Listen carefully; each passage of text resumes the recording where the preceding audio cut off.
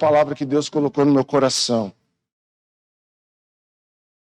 Sobre esperança. O tema da mensagem hoje é esperança. Essa é uma palavra que esses dias tem queimado bastante no meu coração. Sobre esperança. Mas faz um fundo de esperança, assim, tá? Voltei, irmãos. A 1000. Essa daí não é de esperança, não. Abra sua Bíblia comigo em Jeremias, no capítulo 29.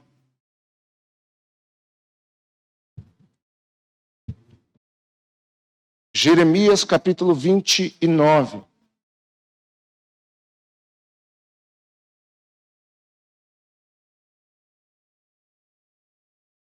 Irmão, Jesus, Deus, Ele é incrível, irmãos. Ele é incrível. Como Ele, no meio de situações totalmente adversas, Ele faz nascer algo precioso. É do caráter de Deus, no momento de dificuldade, no momento de adversidade, Ele trazer coisas novas para você.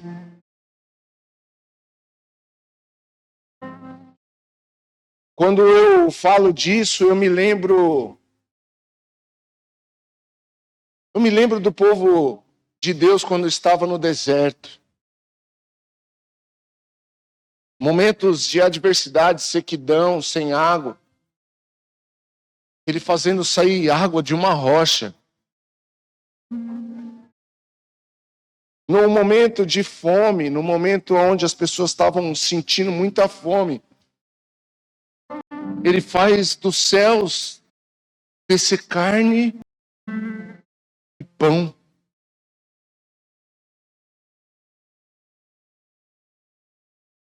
Eu me lembro de Elias, num momento de profunda depressão na sua alma, dentro de uma caverna, buscando a morte. Deus manda um anjo na caverna e traz pão. Elias. Talvez você tenha entrado aqui, ou você tenha passado por dias na sua vida, dias estranhos, sabe? Não tem época que parece que a gente está vivendo dias estranhos, dias que parecem cinzentos, dia cinzento, que você não vê o azul do céu, o amarelo do sol. Não tem dia que parece que onde você não vê graça em nada. Não tem dia que é assim. Não tem, parece que épocas da nossa vida que está desse jeito. Eu quero te dizer e te encorajar uma coisa. Preste muita atenção nesses dias. São dias onde Deus, de repente, faz algo. Tem tempos que a gente usa um termo dentro da igreja que parece que a nossa oração não passa do teto, não é assim que a gente fala? É o que a Bíblia chama de céu de bronze. É nesse tempo que você precisa estar atento, que é o tempo que Deus, de repente, vai fazer. Eu quero liberar essa palavra sobre a sua vida, já nesse início de palavra. Nós servimos um Deus que, de repente, tudo muda. De repente, o improvável, o impossível, Deus faz acontecer. Esse é o Deus em quem nós esperamos. Jeremias, no capítulo 29, a partir do verso 11, diz assim, eu vou ler na NVT, depois eu quero ler também na versão NVI. Diz assim a palavra: porque eu sei os planos que tenho para vocês, diz o Senhor. São planos de bem e não de mal, para dar o futuro pelo qual anseiam. Irmão, Deus tem planos para as nossas vidas. Preste atenção nisso. Entenda isso. Deus tem planos para as nossas vidas. Nós precisamos receber essa verdade. E olha que nesse contexto que Deus estava usando a vida de Jeremias para profetizar os hebreus, eles estavam cativos. Eles estavam passando por um tempo cinza. Eles estavam passando por um tempo estreito. Irmãos, e eu posso imaginar, porque partindo do princípio de nós, como aquele povo estava. O que será de nós? Como vai ser o amanhã? O que será das nossas gerações futuras? Ao mesmo tempo, será que Deus não olha para nós? Será que Deus não nos observa? Por que Deus está fazendo isso comigo? Eu posso imaginar que talvez esse fosse os questionamentos daquele povo cativo. E aí, irmãos, Deus manda como um bálsamo, como um refrigério, uma palavra para aquele povo através do profeta Jeremias. Eu sei os planos que tenho para vocês. E são planos de bem. Diga assim, Deus tem planos de bens para a minha vida. Planos de bem para a minha vida. Irmãos, os planos de Deus não são maus. Os planos de Deus são bons. Agora, o povo estava passando por um processo de obediência e dependência de Deus. Vamos ler na versão NVI, o mesmo versículo. Coloca para a gente, por favor. Só para ficar mais claro para a gente ainda. Diz assim: porque sou eu que conheço os planos que tenho para vocês, declara o Senhor. Plano de fazê-los prosperar, não de causar dano. Planos de dar a vocês esperança e um futuro.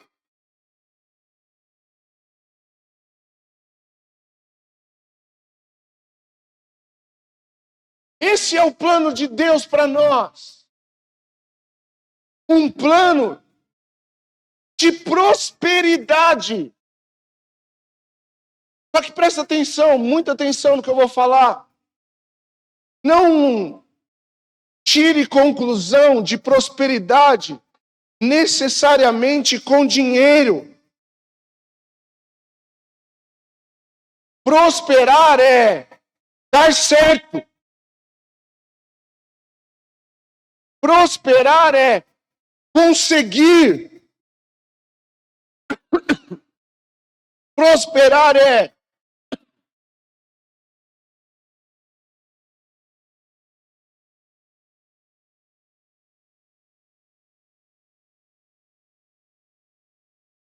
chegar no objetivo. Prosperar é alcançar o sonho. Agora, irmãos, eu vou dizer agora, não é o conteúdo, não é o que exatamente o conteúdo da mensagem de hoje mas nós precisamos entender que Ele tem um plano. E a maior dificuldade de muitos de nós é aceitar o plano dele. Porque muitas vezes na nossa vida as coisas não dão certo, porque a gente está colocando o nosso plano em ação. E não encarando o plano dele. Porque Deus, ele tem compromisso com os planos.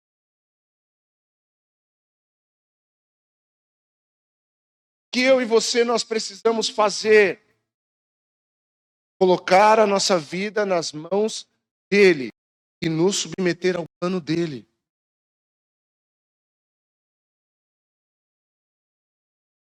E a palavra diz que ele tem para nós e ele vai nos dar esperança e um futuro. Ele vai nos dar esperança e um futuro. Quero trazer para você um contexto da palavra esperança. Esperança no dicionário é assim: sentimento de quem vê como possível a realização daquilo que deseja. Então, segundo o dicionário, esperança é um sentimento de quem vê como possível a realização daquilo que deseja. Confiança de coisa boa, de uma vida melhor, expectativa, espera, aguardo. É isso que o dicionário caracteriza como esperança. Agora, o que é esperança no ponto de vista da Bíblia? É bem parecido. É a expectativa de que as promessas de Deus se realizem. As promessas de quem? De Deus se realizem. E a confiança em que Ele nos abençoará. É um sentimento positivo que nos ajuda a encarar a vida com mais sentido e perspectiva. Isso é o que a Bíblia define de esperança. Agora, irmãos, nós precisamos entender que a esperança é um sentimento que Deus coloca no nosso coração. Nós lemos aqui em Jeremias que ele vai nos dar esperança e um futuro. Ele vai fazer o quê? Ele vai nos dar esperança. Esperança é um presente de Deus. Esperança é algo que Deus ele quer gerar no nosso coração por meio do Espírito Santo e por meio da sua palavra. Em contrapartida, irmãos, se Deus quer nos dar, nós temos um adversário que ele vem, se não para matar, roubar e destruir. É isso que Jesus diz, e o inimigo vem, se não para matar, roubar e destruir. E o que ele quer destruir? O que ele quer matar? O que ele quer roubar? Aquilo que Deus colocou em você.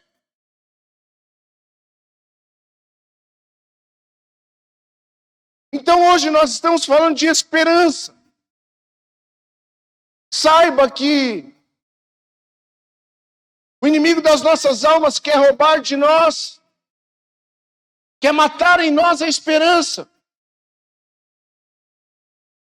Quer matar em nós a esperança.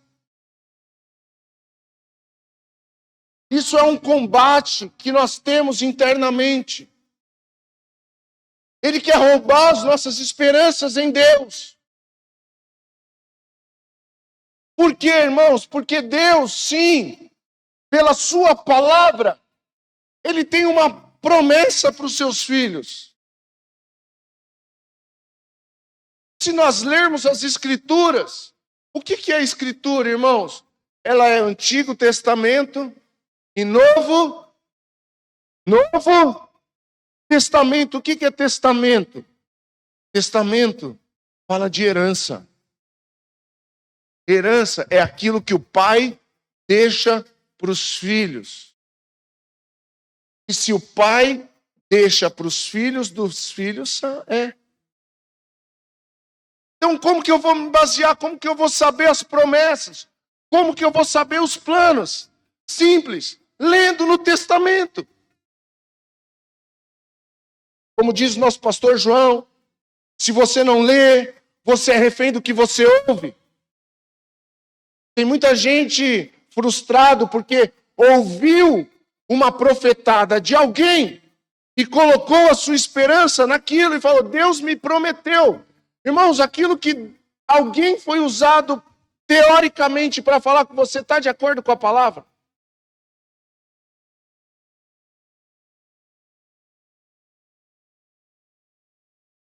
Se não está, deixa de lado. Não vamos se jogar fora. Porque Deus usa pessoas, amém? Sim ou não? Deus usa pessoas. Então deixa de lado. Mas não fica firmando a sua expectativa naquilo que você escutou da boca de alguém. Coloca as suas expectativas e a sua esperança naquilo que Deus deixou escrito. E aí, irmãos, o inimigo das nossas almas quer roubar de nós a esperança. Ele quer destruir dentro do nosso coração as nossas expectativas em Deus. A nossa confiança em Deus. E confiar em Deus, irmãos, eu já falei algumas vezes aqui, é como você pular do avião sem paraquedas. É como você descer uma ladeira sem freio na bicicleta. Confiar em Deus é pôr o pé nas águas, é pôr o pé para fora do barco. E caminhar sobre as águas assim como Pedro caminhou.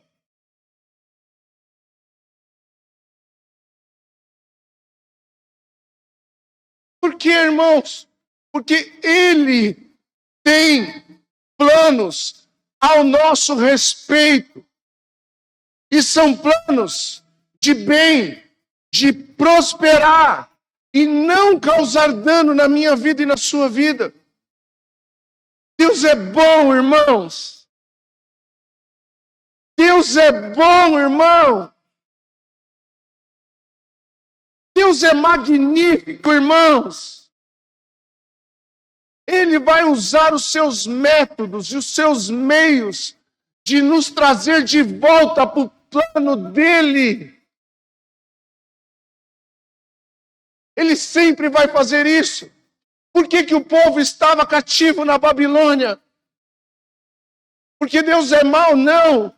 Porque foi o método que Deus usou para trazer o povo de volta para Ele.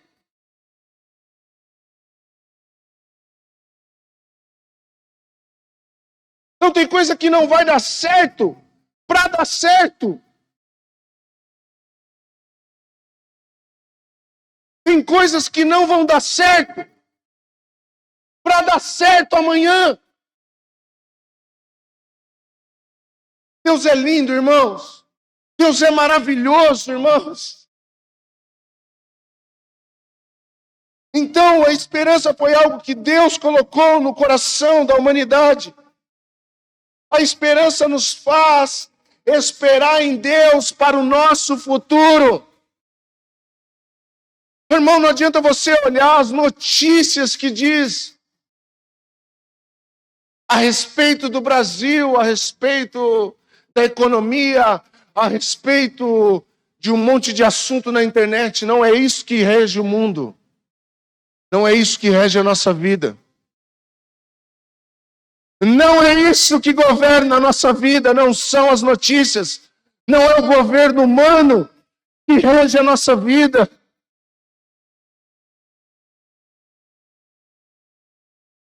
Nunca será. Então não coloque as suas expectativas no Lula, não coloque as suas expectativas no Bolsonaro, não coloque as suas expectativas no Rodrigo Manga.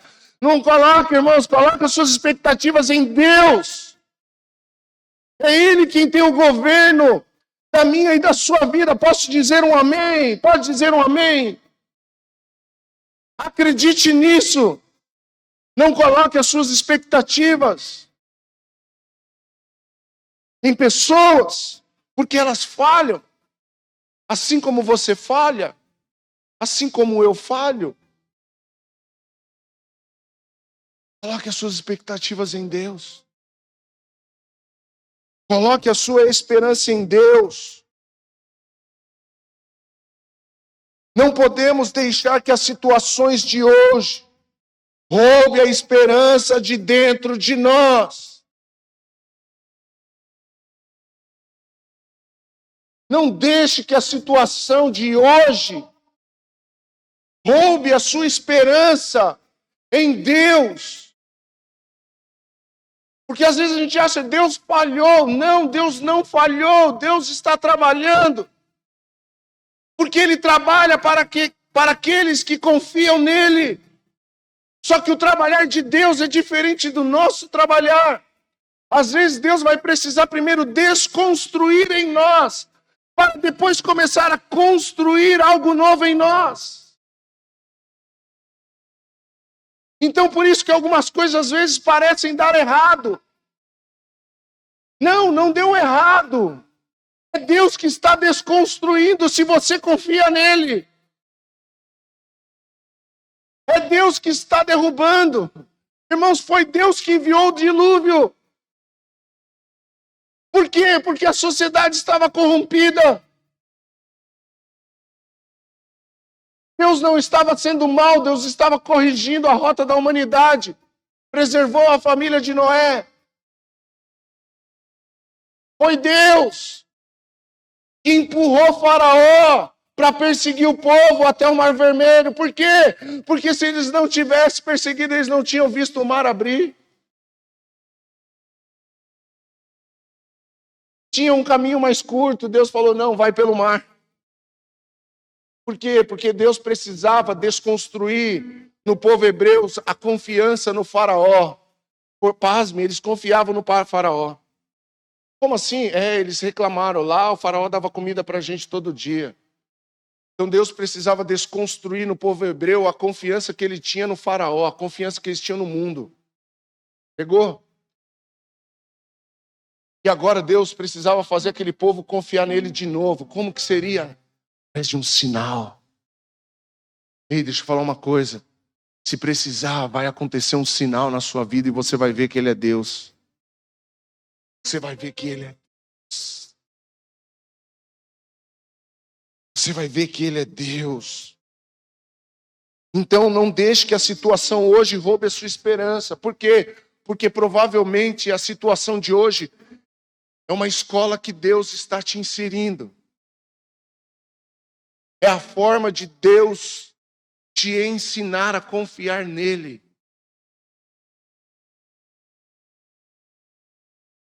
Então, irmãos, não deixe a situação roubar a sua esperança. Preste atenção, nós precisamos ser racionais. Olha para mim, racionais em proteger a nossa esperança. Como assim, pastor? O que é ser racional? Você precisa saber que a sua esperança está sendo combatida. Que o inimigo das nossas almas vai tentar combater, lembra? Matar, roubar e destruir. E você precisa ter esse discernimento. Essa situação está tentando roubar a esperança que Deus colocou dentro de mim. Mas ela não vai roubar, isso é racional. Porque o que você vai fazer agora? Eu vou para o espiritual, porque as minhas armas são poderosas em Deus. Porque a minha luta não é contra carne e sangue, é contra principados e potestades das trevas. Tem uma briga aí. Tem uma treta aí, irmão. Mas não é contra o seu irmão. Não é contra as pessoas. Contra o inimigo das nossas almas. Principados e potestades. Dominadores das trevas. Das regiões celestiais. Então é lá.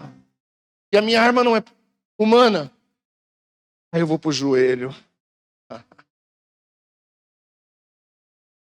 É de joelho. Eu vou jejuar mais. Eu vou ler mais. Eu vou buscar mais. Eu vou me entreter menos com esse mundo. E me alimentar mais daquilo que é celestial. Essa é minha arma. Essa é a minha arma. De joelho. Mas eu estou com vontade de ir lá e resolver essa situação. Não aborte o processo de Deus na sua vida. Passe por isso calado, de joelhos, em jejum, em oração. Por quê? Porque o teu Pai que te vê em secreto, Ele te recompensará.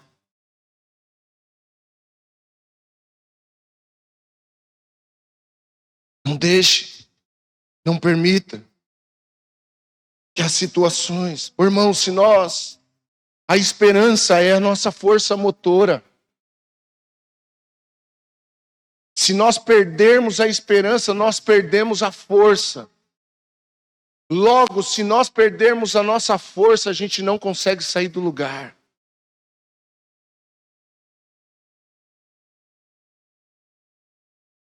É a esperança que nos move, irmãos. A esperança. A Bíblia diz em Hebreus 11, a fé é o firme fundamento das coisas que se esperam. Então não é a situação, é a fé que vai gerar esperança. Então eu espero em Deus. Eu espero no Senhor. Por cada situação da minha vida, em cada área. Eu espero pelo Senhor na minha área emocional. Eu espero em Deus na minha área profissional. Eu espero em Deus na minha área familiar. Eu espero em Deus na minha área financeira. Por quê? Porque eu sei que Ele tem planos a respeito da minha vida. E Ele diz, é uma promessa, que são pensamentos de prosperar e não de causar dano. Pastor, mas está difícil. Irmãos, o processo é difícil mesmo. O processo dói, o processo às vezes machuca, o processo às vezes parece que o processo está roubando a situação. Não, é que no meio do processo tem um inimigo que quer matar, roubar e destruir. Então você precisa ser racional em eu vou combater esse bom combate da fé. Eu vou guardar a minha esperança. Eu vou proteger a esperança que Deus me deu, porque se Deus me deu, é minha e ninguém rouba. Mas fui mandado embora, pastor. Isso não é o caos. Isso de repente é Deus te promovendo para um outro estágio. Se você foi mandado porque fazendo coisa certa, né, irmão?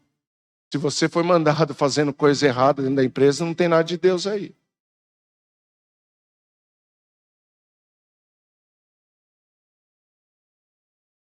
Abra comigo a sua Bíblia em Hebreus. Capítulo 6. A partir do verso 13.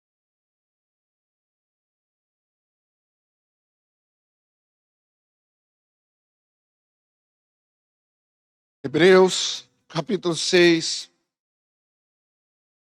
a partir do verso 13.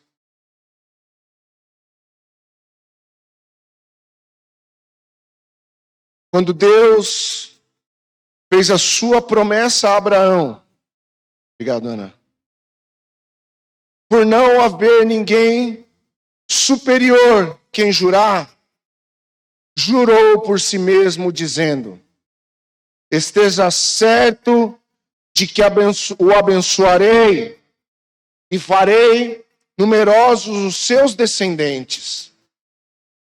Foi assim que, depois de esperar pacientemente, Abraão alcançou a promessa. Os homens juram por alguém superior a si mesmos. E o juramento confirma o que foi dito, pondo fim a toda discussão. Uma vez que Deus quis mostrar de forma bem clara a natureza imutável do seu propósito para os herdeiros da promessa, ele o confirmou com juramento, a fim de que, por meio de duas coisas imutáveis nas quais é impossível que Deus minta, nós que nos refugiamos nele, sejamos firmemente encorajados para que nos apeguemos à esperança que nos foi proposta. Irmãos, assim como Deus prometeu a Abraão, o nosso pai na fé, segundo as Escrituras, ele reafirma essa esperança, essa promessa sobre a minha vida e a sua vida. E o que ele prometeu em Abraão? Ele prometeu em Abraão que todas as famílias da terra serão abençoadas. E essa é a promessa.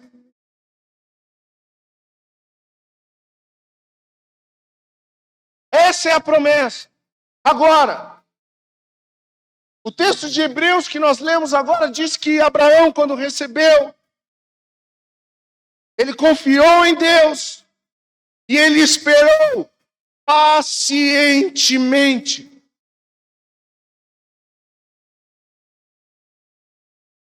Nós vivemos num mundo, irmãos, sem paciência.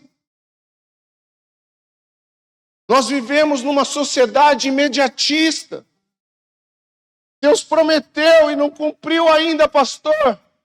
Irmãos, quanto tempo Abraão esperou? Pacientemente. Pastor, mas Deus não está vendo que eu estou quase. Você está quase, não aconteceu ainda, irmão.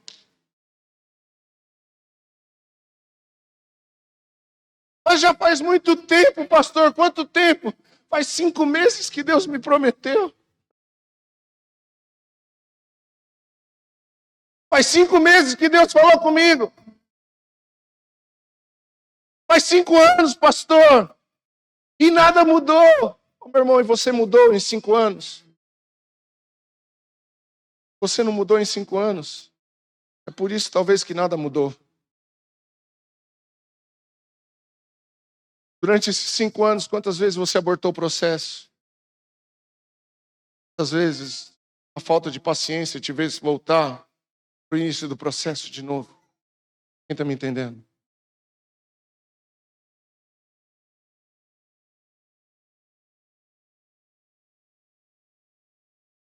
Então, irmãos, não é o tempo, é a espera com paciência. Que o de repente de Deus, irmãos, vai acontecer a hora que Ele vê em nós. A hora que Ele olhar e vê em nós. Então, enquanto não chegou, enquanto eu não alcancei, meu trabalho é esperar. Por quê? Porque enquanto eu espero, Ele trabalha em mim. Ele está trabalhando em mim, Ele está preparando fazendo desse barro aqui um vaso, para que quando esse vaso esteja pronto para receber o azeite, ele possa derramar o azeite. Por quê, irmãos? Porque Deus, ele não deita vinho novo em odre velho. Ele não põe tecido novo em tecido velho. Quem está entendendo? Então existe um processo de nos tornarmos odres novos e tecidos novos. E aí nós entramos nesse frenesi imediatista de que as coisas precisam acontecer logo. Posso falar, irmãos? Não adianta a gente pisar no acelerador e achar que Deus vai pisar com a gente nesse acelerador.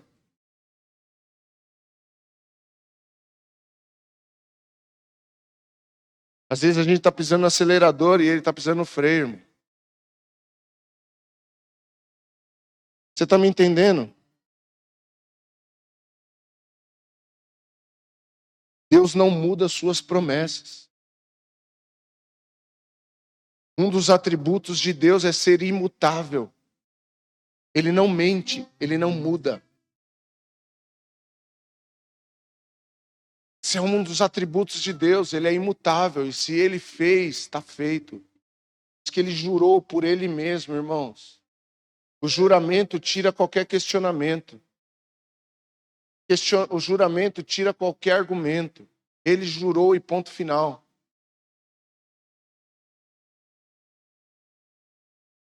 Sabe por que nós não acreditamos nisso?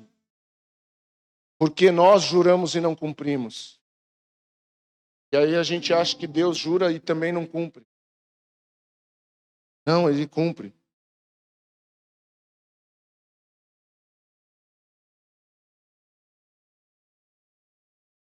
Nós precisamos nos refugiar em Deus. Ele é o nosso refúgio. Eu quero falar de 3 promessas. Apenas de 3. Tem diversas. Deus tem para as nossas vidas. Abra comigo a sua Bíblia primeiro. Em Hebreus capítulo 15, versículo 13. Errei tudo. É Romanos capítulo 15, versículo 13. O Gustavo fala de novo, pastor. Tirando, hein?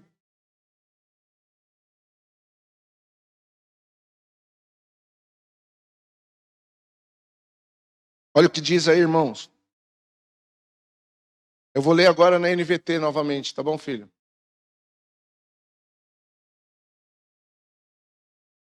Que Deus, a fonte de esperança. O que Deus é? A fonte de esperança. Os encha inteiramente de alegria e paz, em vista da fé que vocês depositam nele, de modo que vocês transbordem de esperança pelo poder do Espírito Santo. Aleluia! O meu irmão, o Espírito Santo vai fazer de nós pessoas alegres. Ei! Deus vai fazer você de uma pessoa alegre.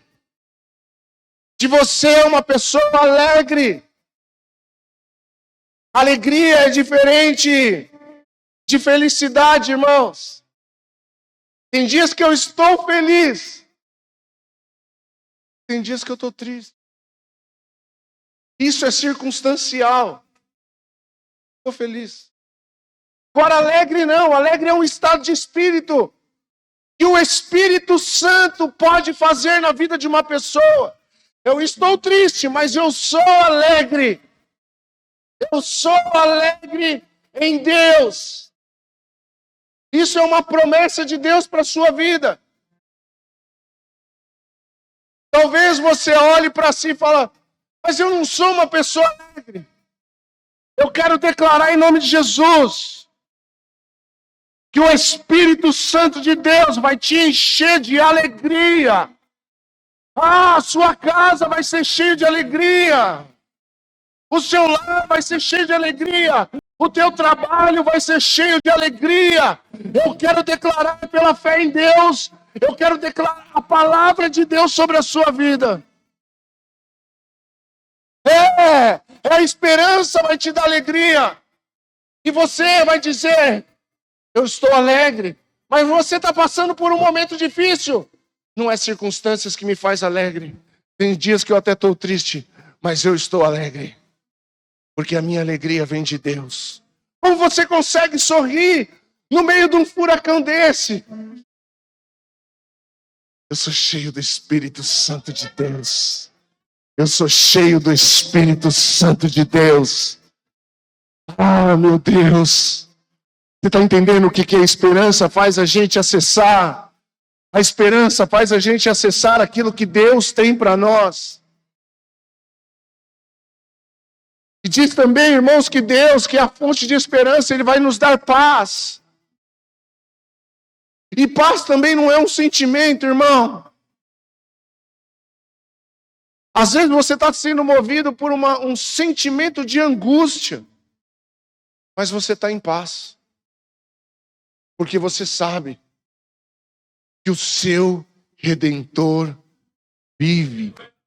E em breve se manifestará. Mas o mundo está caindo do seu lado. Eu sei em quem eu tenho crido. Eu sei em quem eu tenho crido. Isso é paz. Paz não é estar tudo bem. Paz não é estar de frente para a praia e falar assim, estou na maior paz. Tem um monte de gente que está na praia deitadão lá e aflito, angustiado, preocupado que quando voltar, a conta dele está estourada.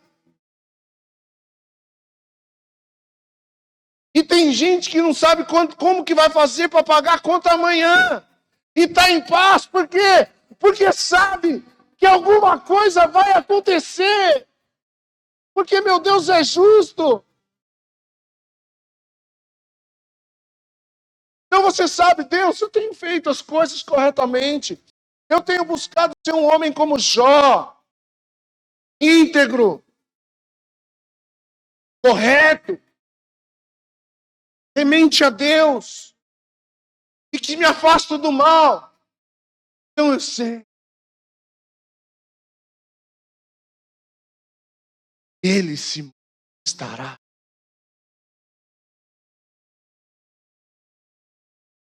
Recebe isso sobre a sua vida hoje, irmão. Recebe isso sobre a sua vida hoje, irmã. Recebe isso no seu espírito. É a palavra de Deus. Recebe no seu. Recebe isso como uma revelação para a sua vida. A revelação que nós mais precisamos, irmãos, está escrito aqui. Essa é a revelação que nós precisamos ter. Quando eu leio aqui, isso salta no meu espírito, isso agarra no meu espírito, isso é revelação. Quando eu leio isso, quando eu falo, o Espírito Santo ele dá alegria e paz, isso vem como verdade para a minha vida. Isso que é revelação. Entendendo? Paz é um estado de espírito que tem aqueles que esperam em Deus e põem nele as suas expectativas. Irmãos, nós precisamos buscar em Deus alegria e paz e não buscar nas coisas exteriores. A paz e a alegria que você precisa está dentro de você. Está dentro de você. É o Espírito Santo de Deus. Então você precisa talvez tirar um tempo, talvez é uma dica. Talvez tirar um tempo de jejum e de oração para extrair. Fala, Jesus, eu quero extrair do Espírito Santo essa alegria, essa paz que está dentro de mim. Talvez é num tempo de propósito, de jejum, oração, comunhão com a palavra, que você vai encontrar isso. E às vezes nós buscamos em oração, Deus abre uma porta, Deus faz aquilo, move, toca no meu marido, toca na minha esposa, toca no meu filho. E às vezes, irmãos, Ele só quer tocar em nós. Eu quero tocar em você primeiro, filho. Tocar em você primeiro, filho. Segunda promessa que eu quero destacar aqui, ela é muito importante para as nossas vidas, que é o cuidado e a provisão. Mateus capítulo 6, versículo 31 e 34. Conhecemos essa passagem muito.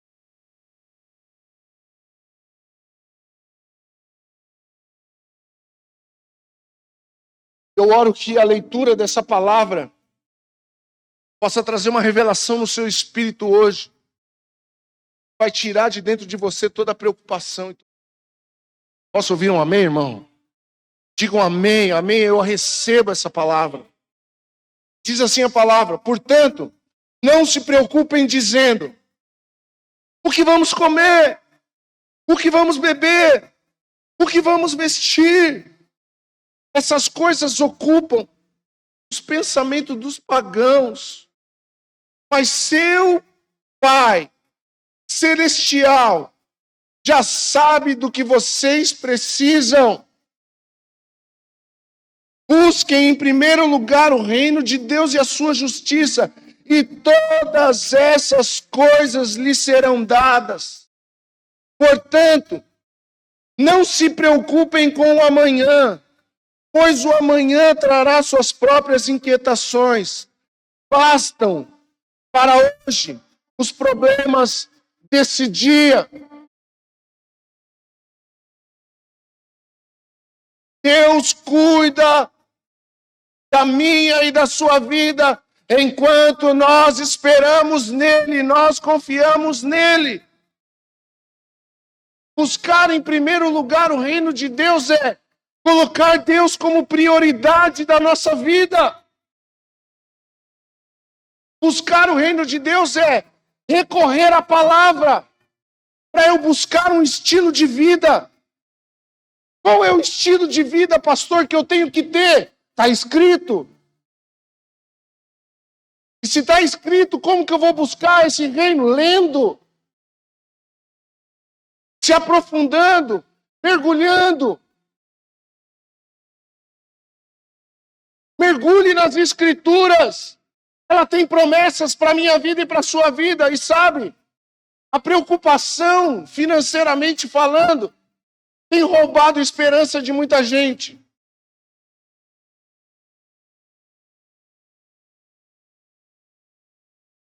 Tem pessoas estudando para ganhar mais dinheiro. Posso te falar, isso é equivocado. Você dá para buscar conhecimento daquilo que você quer trabalhar. E o dinheiro é consequência, irmãos. Dinheiro quem manda é Deus, não é os... Presta bem atenção. O primeiro a dizer que jovens dessa igreja, não deixem uma lacuna entre o colegial e a faculdade. Não é colegial, né? Ensino médio e a faculdade.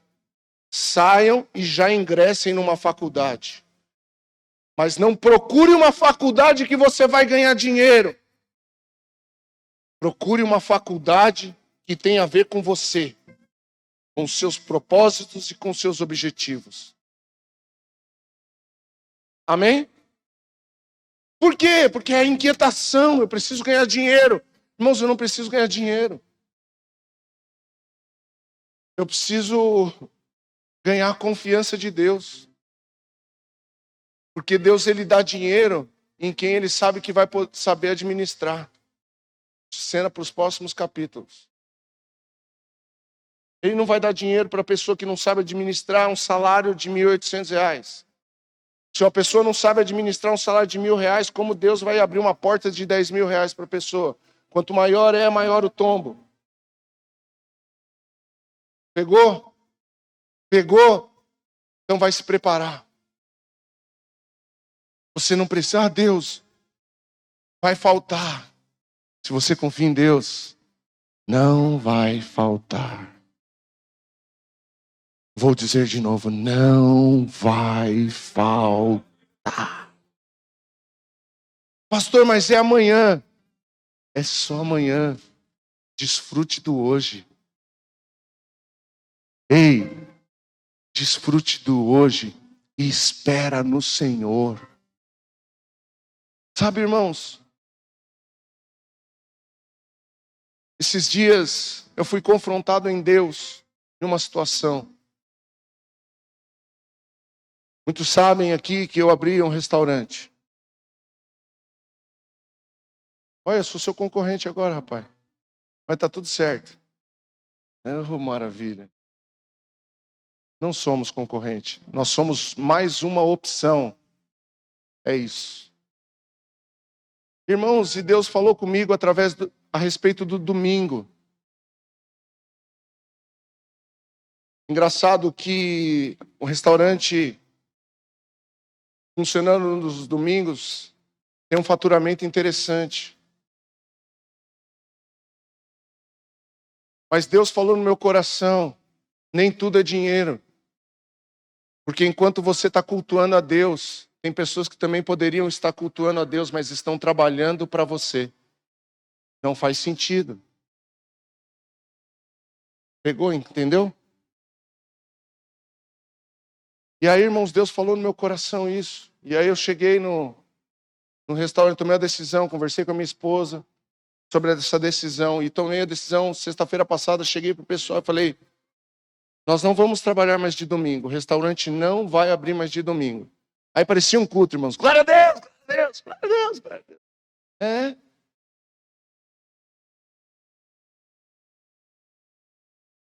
Aí eu falei, esse próximo vai ser o último domingo. E aí, domingo passado, nós abrimos o nosso último domingo. Adivinha o que aconteceu? Bombou o restaurante. Eu tinha perguntado para a Gabriela, falei, Gabi, puxa aí para mim, quanto faturou nos últimos domingos? Ah, faturou X, pai. Eu falei, interessante. Mas beleza, vou abrir mão. Bom. Aí no outro domingo passado faturou o dobro, irmãos. O dobro mesmo. Aí, tanto é que eu saí do culto, fui para casa, tinha comer um macarrãozinho. Guardo já de comer a comida das cozinheiras, já estão brincando, tô brincando. Aí, irmãos, o Andrés olhou pela janela do apartamento, que de lá dá pra gente fiscalizar, sabe? Falei, Leonardo, você deu uma olhada na janela? Eu falei, não. Eu falei, será que tudo aquilo de carro é lá? Eu falei, é. Aí tentei ligar para Ana, ela não atendeu. Tentei ligar para outra pessoa que estava trabalhando lá, não atendeu. Eu falei, acho que o bicho está pegando lá. Andressa, se troca e desce. Eu falei, lá se foi o meu domingo. Aí eu desci, irmãos, lotado. O Tião saiu do culto e foi para lá e seguraram o Tião. Também. Ele faturou o dobro. Irmãos, quando eu entrei no restaurante, eu falei, Deus, eu entendi. Eu não vou me render diante de Mamon. Domingo é o dia do Senhor. E assim vai ser. Irmãos, e assim vai ser. Comentei com algumas pessoas, você é louco. Você podia ter arrumado outro jeito. Não, a vida não é dinheiro. A vida não é dinheiro, irmão. Porque se Deus veste os lírios do campo e alimenta as aves dos céus, não é o faturamento de domingo que vai abençoar a minha vida.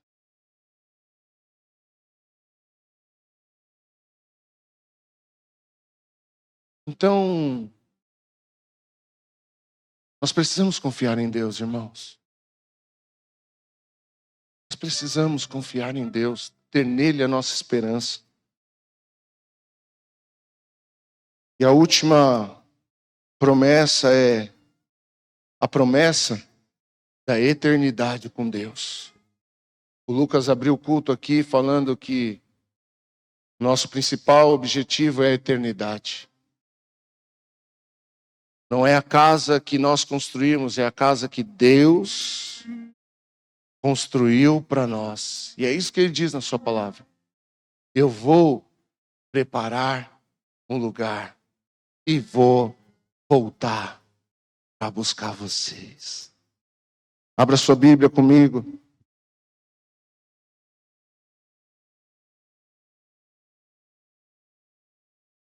em Apocalipse 21,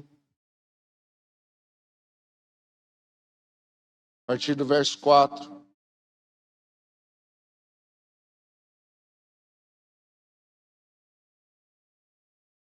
Apocalipse 21 diz assim: Ele lhe enxugará dos olhos toda lágrima, e não haverá mais morte, nem tristeza, nem choro, nem dor. Todas essas coisas passarão para sempre.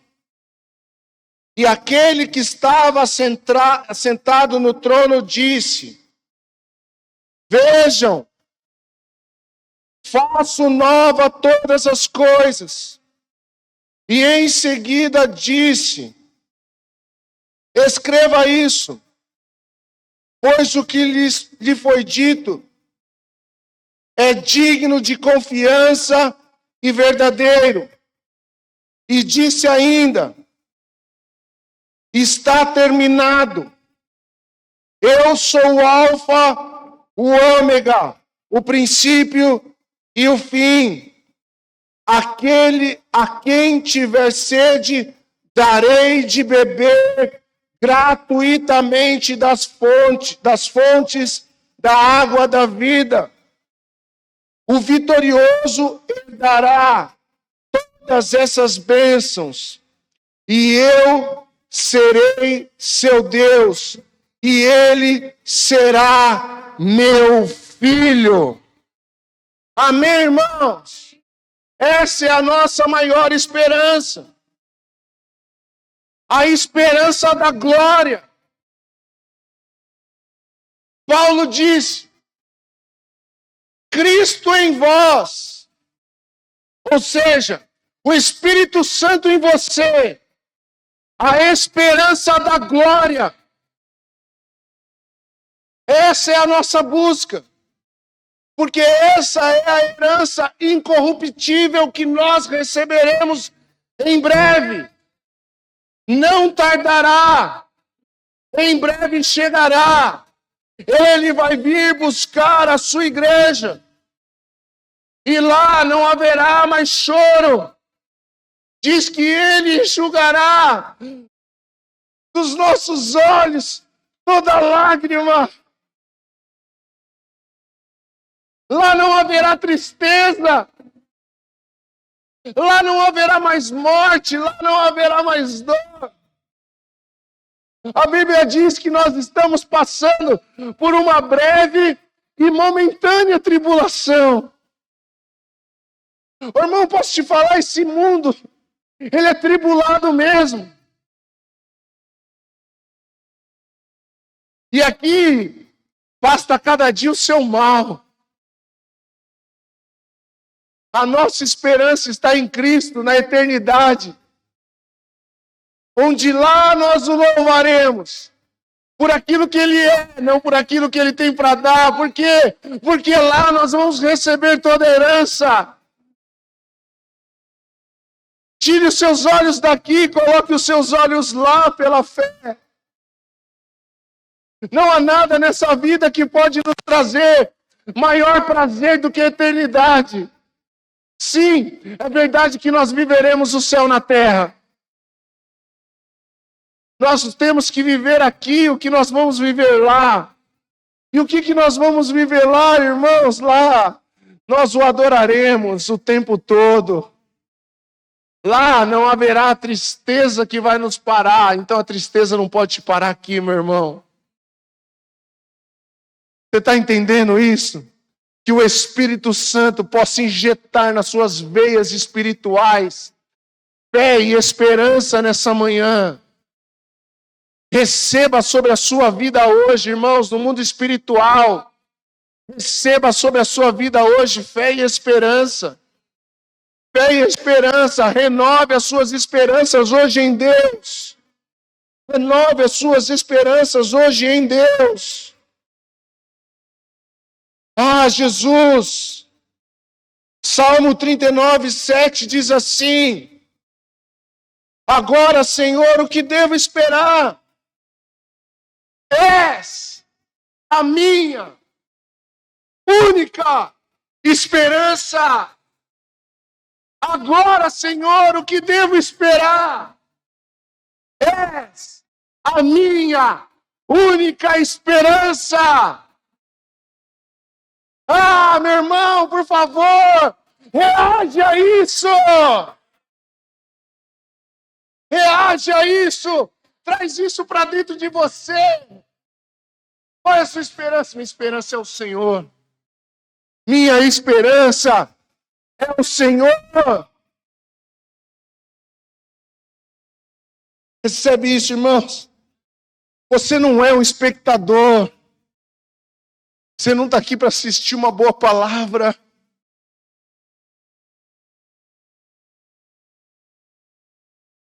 Você está aqui para receber uma boa direção de Deus. Provérbios capítulo 13, versículo 12, diz assim: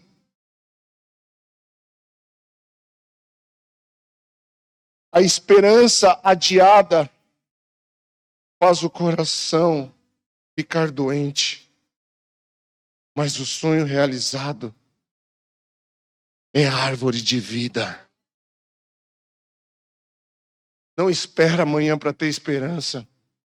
Espera por Ele hoje. Quando a esperança é roubada do nosso coração, nosso coração adoece. Mas aqueles que esperam no Senhor são como os montes Sião. Eles não se abalam, mas eles permanecem para sempre. Irmão, você percebe como a palavra é rica? Como a palavra é rica? Como a palavra de Deus é poderosa.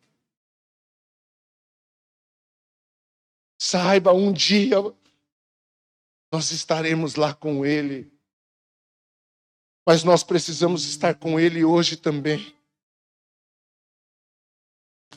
Nós precisamos estar com Ele hoje também. Por quê? Porque Ele está com você todos os dias da sua vida. Salmo 62, versículo 5 diz assim: que minha alma espera em silêncio diante de Deus,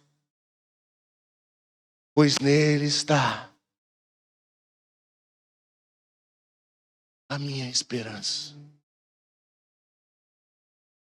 Que a minha alma espere em silêncio diante de Deus.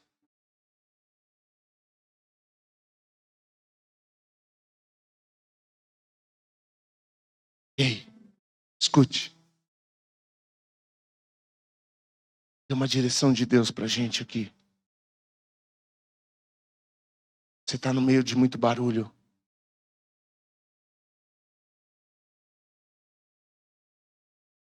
Está na hora de você se retirar para o silêncio.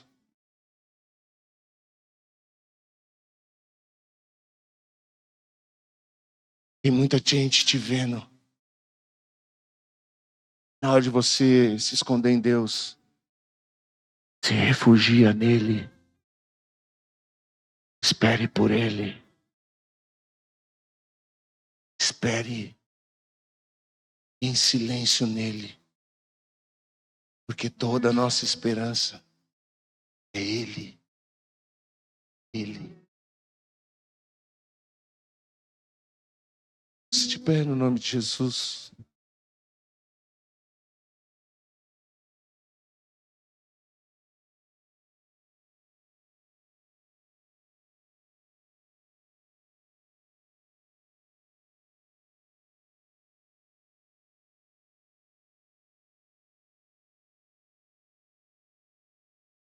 Pastor, eu queria entregar minha vida para Jesus.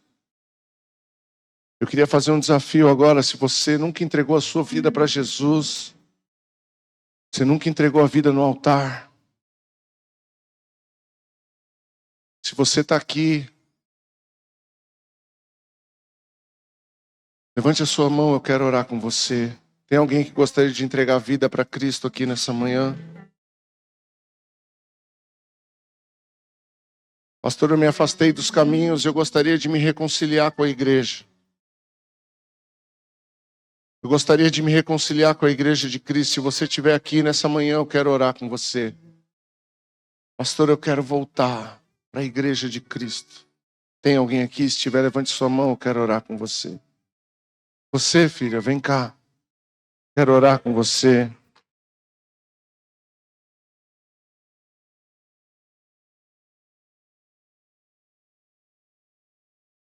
Glória a Deus. Deus abençoe. Amém. No lugar que nós somos feridos, é o lugar onde nós vamos ser curados. Amém? Mais alguém? Pastor, eu quero me reconciliar com a igreja. Você nunca se afastou de Deus, porque Deus nunca se afasta de você. A gente se afasta da igreja. Se reconciliar não é se reconciliar com Deus, é se reconciliar com a igreja. Tem mais alguém aqui? Pastor, eu quero me reconciliar com a igreja. Se tiver, levante a sua mão, eu quero orar com você. Amém. Estenda suas mãos. Vamos orar pela nossa irmã. Vem aqui, irmã, deixa eu orar por você. Qual que é o seu nome?